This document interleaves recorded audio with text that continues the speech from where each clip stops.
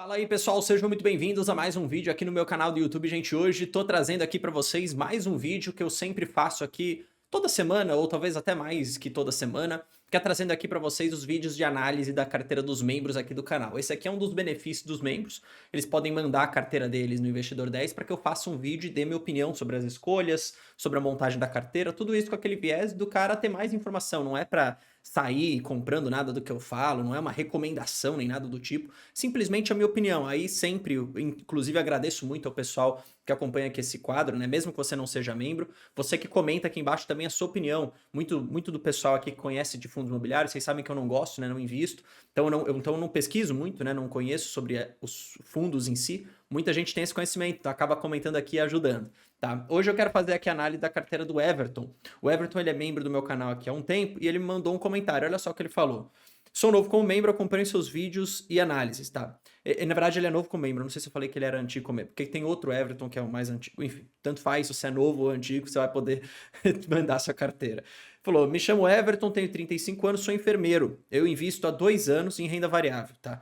Olha isso. Eu tive uma experiência ruim com COI, indicado por um bancão há uns 5 anos atrás. E realmente, né, a maioria desses COIs indicados aí, na verdade, prendem seu capital, não te trazem uma boa rentabilidade. Na verdade, é mais para ferrar com você do que para te ajudar. A verdade é essa, tá? A não ser que você realmente tenha alguém que você confie e que estruture um produto que faça sentido. Mas grande parte das vezes acaba não fazendo, tá? Essa é a minha dica aqui. Muito cuidado quando o pessoal tenta ficar te entubando o COI por aí, tá?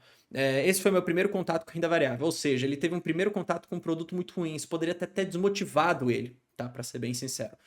De novo, se você por acaso foi pego com isso, tá com seu patrimônio preso, cara, fica calmo, começa a fazer o que funciona, faz o básico que funciona, depois você vai recuperando esse seu dinheiro, tá? Não desista de investir só porque você teve essa experiência ruim, como foi aqui o caso do Everton. Ainda bem que ele não desistiu, tá? Me interessei por investimento pensando na aposentadoria e em dar uma qualidade de vida melhor para minha família no futuro, tá? Grande abraço, parabéns pro trabalho. Então vamos lá, fazer aqui um pouco das minhas opiniões sobre a carteira dele, e aí, claro, fique aqui o convite para você comentar também aqui a sua opinião, tá? Olha só que interessante, tá? Então hoje é uma carteira de 230, 240, vamos arredondar aqui R$ 1.000 aplicados, uma carteira bastante diversificada em várias classes de ativos, tá? Metade mais ou menos ações, mas ele tem aqui 24% em FII. Então, vamos dizer aqui que a maioria da carteira dele está focado na geração de renda passiva. E a gente vai olhar uma empresa a empresa aqui para a gente tentar entender um pouco dessa composição.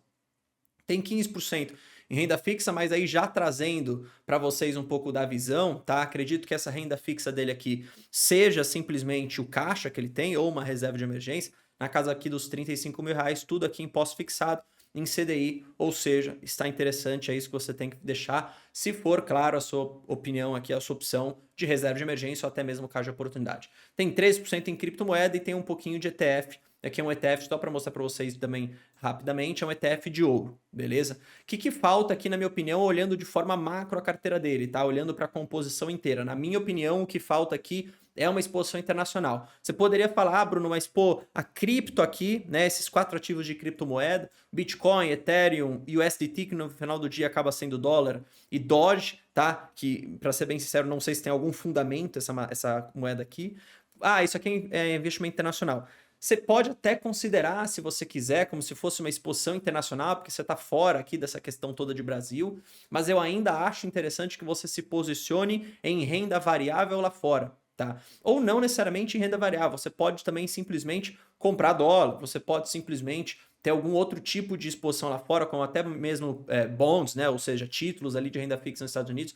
Eu acho que faz sentido porque isso te traz um pouco mais de diversificação, um pouco mais de segurança, tá? No seu nível atual de capital, acho que faz bastante sentido. Se você tivesse com R$ 20.000, R$ 10.000, eu falaria isso para você também, mas falaria, olha, não tenha pressa, talvez para você ter essa parte dolarizada. Mas eu aproveitaria esse momento, dado que você já tem uma carteira mais robusta e temos aqui o dólar nos últimos dias caindo, ou seja, você aproveita para ir comprando para fazer o câmbio, tá? Isso vai te ajudar também com essa exposição internacional. Você que é membro do canal, tem vários vídeos exclusivos aqui para membros de vídeos internacionais e agora também passei a fazer isso de forma aberta, inclusive com uma carteira pública de investimentos internacionais, que agora está tudo junto com a minha carteira. Dá uma olhada ali mais ou menos o que eu estou fazendo, acompanha os meus vídeos internacionais que eu acho que pode te ajudar, tá? Em cripto, eu acho que é interessante ter um pouco, tá? Não sei se tanto assim, ele tem 3% da carteira dele em cripto, eu teria mais ou menos uns 5% no máximo, mas essa é um pouco da minha visão, é porque eu também conheço pouco aqui de cripto. Mas acho interessante ter o Bitcoin especialmente, tá? Talvez o Ethereum, que é uma segunda grande moeda aí. Doge eu acho que eu não teria, para ser bem sincero. E aqui o USDT, a gente poderia colocar que aqui é o dólar, né? A parte dolarizada dele. Então, não é que ele não tem investimento internacional, mas eu acho que pode ir um pouco além. Beleza? Vamos falar agora especialmente aqui das ações e dos fundos imobiliários. Vou começar pelos FIIs, vou fazer diferente hoje, falar das ações por último. Vocês sabem muito bem a minha opinião, tá? Não acho que é interessante o risco-retorno em fundos imobiliários. Não acho. Ah, Bruno, mas eu quero renda. Hoje você tem a opção de comprar empresas muito baratas, tá? Que te pagam 2 dígitos de dividendo, tá? Isento de imposto de renda. Mas não é só isso que a gente tem que olhar. As empresas, em grande parte delas, não paga 100% de payout, 90%, 100% de payout, não pagam. Então essas empresas estão reinvestindo para continuar crescendo. E o retorno total para o acionista no final do dia vai ser o dividendo que está recebendo, que é bom, mais o preço que vai subir. E eu entendo que você tem essa relação de risco-retorno e esse upside potencial muito maior em empresas geradoras de negócios, tá? Que movimentam, vamos dizer assim, a economia e a sociedade. Então, a minha opinião é que se você quer renda passiva, você não tem que ficar preso nessa questão de, eu quero receber todo mês, porque os fundos imobiliários, na minha visão, sinceramente, gente, não vale o risco e retorno que você está correndo. E aí é uma questão também de cuja oportunidade. Você está alocando um capital aqui que automaticamente deixa de ser alocado em uma empresa, que pode gerar muito, muito mais valor para você. Bruno, mas eu gosto de investir em mercado imobiliário, eu gosto de ter essa visão. Aí eu falo para vocês, olhe as oportunidades que nós temos nos REITs nos Estados Unidos, que é uma espécie de fundo imobiliário lá, mas não é fundo imobiliário, tá? E são empresas, inclusive, que têm esse potencial de crescer, mas também pagam dividendos, muitas vezes mensal. Mas olha a diferença, dividendos em dólar. Você diversifica a sua carteira, recebe em dólar. Eu acho que a relação de custo-retorno é muito melhor. E aí, beleza, se você falar assim, Bruno, mas eu entendi, mas eu quero fundo imobiliário. Eu entendo, olhando até para sua composição de ações mais FIIs, que você tem talvez ativos demais aqui na sua carteira, tá? Para ser bem transparente. Eu não conseguiria sozinho, tá? E eu vejo isso por experiência própria, acompanhar 13 empresas sozinho e mais 10 fundos imobiliários. Tá? Porque eu preciso ler, no caso dos fundos imobiliários aqui, os relatórios dos gestores, eu preciso ver como que o FII está se comportando, eu preciso acompanhar os resultados das empresas. Eu acho que é bastante coisa, especialmente se você está fazendo isso sozinho. Então, primeira coisa que eu comento, não acho que é interessante fundo imobiliário. Mas Bruno, está muito descontado. Está muito descontado, mas você tem ações na bolsa extremamente descontadas também, que te dão um retorno muito superior e te pagam dividendos. Pô, o Banco do Brasil paga 8 vezes por ano, é quase que mensal. Você consegue montar uma carteira de ações que você vai receber pingados todos os meses, beleza? Essa aqui é a minha opinião, tá? Então se você quiser ficar com fundo imobiliário, não é que eu tiraria, né? Se você não quiser vender, mas você pode focar os seus aportes em alguns específicos. Aqui talvez eu escolheria 4 fundos diferentes, né? De segmentos diferentes. Pegar um de logística, pegar às vezes um renda urbano, algumas coisas desse tipo. Mas, de novo, não acho que vale. Estou sendo bem transparente, tá? E aí focaria mais ou menos uns 4 fundos e olharia para o cenário de ações aqui no Brasil, que está extremamente descontado, e olharia, se você quiser, mercado imobiliário para os REITs nos Estados Unidos. Tá? Se o pessoal aqui conhecer algum desses fundos quiser dar alguma visão, especialmente sobre algum fundo que vocês acham que não seja interessante, por favor, coloque aqui nos comentários para alertar o Everton, beleza? Mas a minha opinião é essa. E claro, agora realmente é um momento ruim para os fundos imobiliários, assim como para as ações, porque tudo caiu e o fundo imobiliário ele sofre muito mais quando você tem essa abertura de juros como a gente teve nesse presente momento que nós estamos vivendo. Tá? Vamos falar do que interessa agora, que é tentar olhar para as ações dele e perceber primeiro se ele faz o básico que funciona. Qual que é o básico que funciona? Setor Best, empresa pagadora de dividendo. Tem 13 ativos aqui.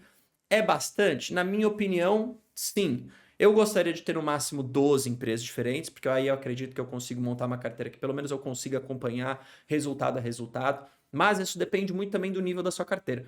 Eu teria, para ser bem transparente, dado a composição aqui que tem o Everton também, com outros tipos de investimento, cara, eu talvez teria umas 8 empresas, tá? Para ser bem transparente. Só para te dar um pouco mais de convicção, para você acompanhar, para você conseguir ter ali um aporte, inclusive, maior nessas empresas, um valor que vai aumentando um pouco mais.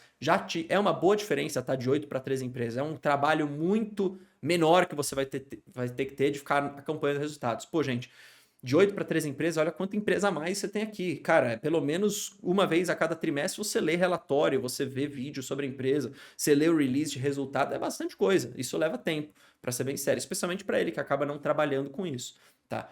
Gosto de Banco do Brasil e eu entendo aqui, acho que é interessante ter como maior posição, muito óbvio hoje. Gosto de IES Energia também, tá? Apesar de eu não gostar tanto do setor aqui de saneamento, tá? Você tem aqui Copasa como a terceira maior posição da sua carteira, mas ali embaixo você tem também Sanepar, final 4, final 3. Acho que isso aqui não faz sentido, tá?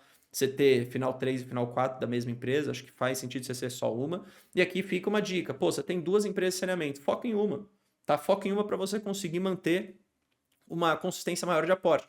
Escolhe aquela que você acha melhor, que tem mais upside, que pode te pagar mais dividendo, tá? A minha dica é essa. Tem aqui Caixa Seguridade, não tem BB Seguridade. Não vou dizer para você que você comprou num preço ruim em caixa, tá? Hoje, se você olhar para um projetivo, dá mais ou menos ali 18, 19 reais. Só que, na minha opinião ainda, você tinha uma oportunidade de pagar mais barato em BB Seguridade do que pagou em caixa. Mas caixa é uma excelente empresa. Então, eu teria aqui uma delas e manteria na carteira. Vale, gosto bastante também, apesar dos desafios. Gosto de Petrobras também, comecei inclusive minha posição agora. E dado aqui o movimento da sua carteira, perceba, se você começar a tentar diminuir um pouco o número de empresas que você tem, você pode inclusive aumentar aqui um pouco da posição que você tem em empresas de commodity, porque não chega nem a 5% da sua carteira, tá? Então eu teria uma posição maior aí em algumas empresas ligadas a commodities. Pode ser Vale, pode ser Petrobras, pode ser até inclusive a própria Gerdau aqui, que também é uma empresa interessante. Aqui ele pegou a hold, né, metalúrgica, mas no final do dia acaba sendo a mesma coisa. Não teria a Auren, para ser bem transparente, eu acho que é uma empresa que não vai pagar um bom dividendo no curto prazo, uma empresa que está entrando num cenário de juros alto com uma alavancagem muito, muito alta, mais ou menos aí de 5 vezes, tá? Não vai sobrar dinheiro para dividendo. E aí, de novo, é a melhor elétrica, é a mais óbvia para sua carteira hoje? Cara, para ser bem sincero, não, tá? Não acho que é a mais óbvia, inclusive acho que tem outras elétricas muito melhores. Falta um pouco, na minha opinião, de elétricas aqui na sua carteira, você percebe? Você tem uma transmissora apenas, você poderia ter aqui, claramente, uma Engie, até mesmo uma CEMIG, você poderia ter uma Eletrobras, tá? Porque eu acho que isso poderia ser até muito melhor para sua carteira. A Klabin, eu recentemente fiz uma venda estratégica, tá? Inclusive, era muito pelo viés, né, do dividendo menor, da pouca margem de segurança. Não é uma empresa ruim, mas não acho que te atende no sentido de eficiência hoje, especialmente se você está querendo uma renda passiva. Raizen também não é uma empresa que eu teria, acho que não vejo nenhum tipo de oportunidade aqui, especialmente por conta do dividendo pequeno.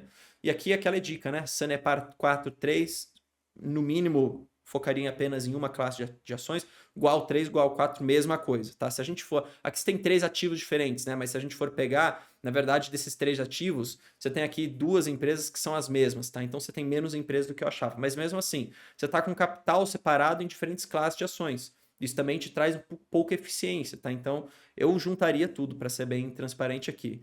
Não é, vamos dizer assim, não é uma questão urgente você fazer essas movimentações, essa busca na sua carteira, até porque as suas empresas não são ruins, tá? Acho que tirando aqui o caso da Raiz, né, minha opinião, e a Auren, que é um caso difícil, especialmente agora para os próximos anos, mas não são empresas ruins. O que eu te diria, assim, hoje você pode buscar uma eficiência muito melhor na sua carteira se você concentrar um pouco e focar em posições mais óbvias, tá? Especialmente você que está com bastante coisa na carteira. Não são coisas ruins, mas eu acho que isso não está te trazendo tanta eficiência quanto poderia. Eu tenho feito, inclusive, esses movimentos na minha carteira, né? Sempre buscando por essa melhor eficiência, tá? Se você for olhar para os seus proventos, por exemplo, tá? Você recebeu aqui em 2024 R$ 7.800 de proventos. 2025 vai ser melhor, mas poderia ter recebido mais. De novo, se tivesse buscado um pouco mais de eficiência. Tá? Então, acho que no final do dia, o que importa é você estar tomando uma decisão que você durma tranquilo. A minha opinião aqui é só essa busca por eficiência. Eu acho que faz bastante sentido. Tá? Aqui você vê os aportes dele, sempre aportezinhos em tranches, tá? Acho que isso que é legal de mostrar, porque, de novo, acho que mostra um pouco dessa... Tô sempre com dinheiro, tô sempre comprando e isso é bom, tá? Isso mostra que você pode pegar diferentes níveis de preço. Então eu gosto, tá? Objetivos não são ruins, mas acho que falta um pouco dessa busca de eficiência. Talvez hoje você esteja querendo ter tudo de tudo um pouco, você entende? E às vezes não dá para ter tudo, eu sempre falo isso, beleza? Espero que vocês tenham gostado. Se gostaram aqui da minha opinião, se vocês têm uma opinião diferente, coloca aqui embaixo. Tamo junto, até nosso próximo vídeo. Valeu, falou!